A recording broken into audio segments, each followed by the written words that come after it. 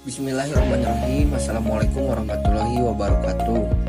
Di sini saya dengan Muhammad Ihsan Nugraha akan memaparkan sedikit artikel saya yang berjudul Analisis Tindak Tutur Perlokusi, Ilokusi, dan Perlokusi.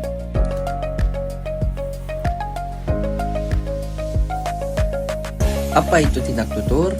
Tindak tutur adalah suatu aspek penting dalam komunikasi manusia yang memainkan peran sentral dalam suatu tuturan atau percakapan dalam interaksi sosial.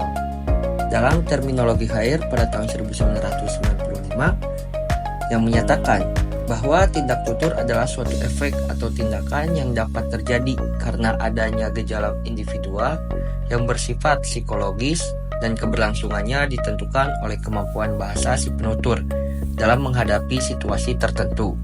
Sementara itu, menurut Rohmadi tahun 2010 menyatakan bahwa tindak tutur adalah sebuah tindakan yang lebih jelas dibandingkan makna tuturannya.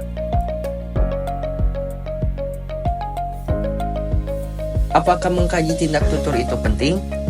Tindak tutur penting untuk dikaji karena tindak tutur peranannya untuk mengetahui maksud dari pembicara dan menjawabnya. Selain itu, dalam bidang pragmatik menjabarkan bahwa tindak tutur kata mencegah dari kesalahpahaman ketika mengucapkan tuturan dan mengartikan tuturan dalam interaksi sosial. Ada berapa jenis tindak tutur?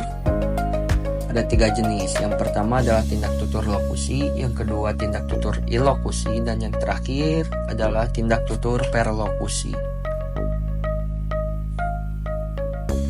Apa itu tindak tutur lokusi? Menurut Rohmadi, tindak tutur lokusi adalah sebuah tindakan yang paling mudah diidentifikasi karena dalam pengidentifikasinya tidak memperhitungkan konteks tuturan. Contohnya ada di tabel yang di samping saya. Nah, di sini dalam artikel saya, hasil dari tindak tutur lokusi itu pada menit 0.55 dengan teks Habib Djafar berbicara kepada Deddy Corbuzier. Saya lama tidak kesini. Nah, analisisnya tindak tutur dari Habib Djafar di samping tersebut memiliki lokusi berupa informasi bahwa Habib Djafar sudah lama tidak bertemu di tempat Teddy. Dan ada lagi satu lagi pada menit 20.55 detik.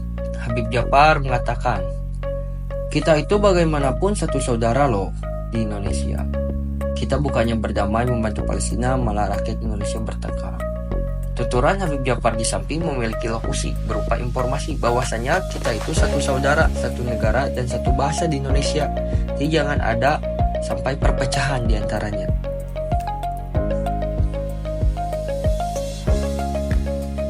Oke, yang kedua adalah tindak tutur ilokusi. Menurut Austin dalam Ziralwo tahun 2020, tindak tutur ilokusi adalah tindak tutur yang mengandung maksud berkaitan dengan siapa, kapan, dan di mana tindak tutur itu dilakukan. Contohnya sebagai tabel yang ada di samping saya. Itu dengan perkataan pada menit 20.55 Habib Djafar mengatakan, "Kita itu bagaimanapun satu saudara loh di Indonesia. Kita bukannya berdamai membantu Palestina, malah rakyat Indonesia yang bertengkar." Jadi, emang aneh kan, Bib? Nah, di sini tuturan Habib Djafar di samping memiliki ilokusi representatif atau asertif yang menunjukkan bahwa kita bangsa Indonesia satu darah, satu saudara, bukannya saling membantu perdamaian di Palestina, tapi malah saling bertengkar antar sesama warga negaranya sendiri. Oke. Dan yang terakhir adalah tindak tutur perlokusi. Menurut Austin dalam Ziralwo tahun 2020, tindak tutur ilokusi adalah tindak tutur yang mengandung maksud berkaitan dengan siapa, kapan, dan di mana tindak tutur itu dilakukan. Di sini ada satu contoh tindak tutur perlokusi pada menit 37.30 Habib Djafar yang digaris tebal.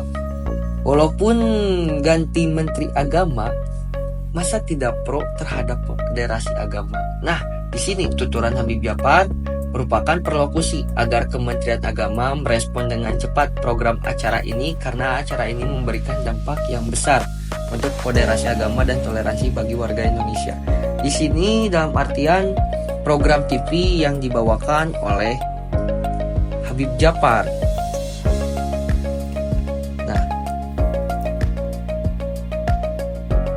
ini adalah sumber video dan link untuk melihat lebih jelas tentang podcast Habib Djafar dan Deddy Corbuzier perihal tentang sudut pandang moderasi agama.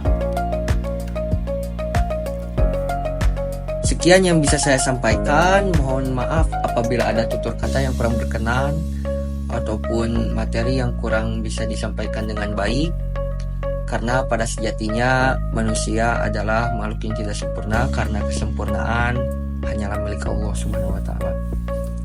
Sekian dari saya, Abdul Taufiq wal Hidayah. Assalamualaikum warahmatullahi wabarakatuh.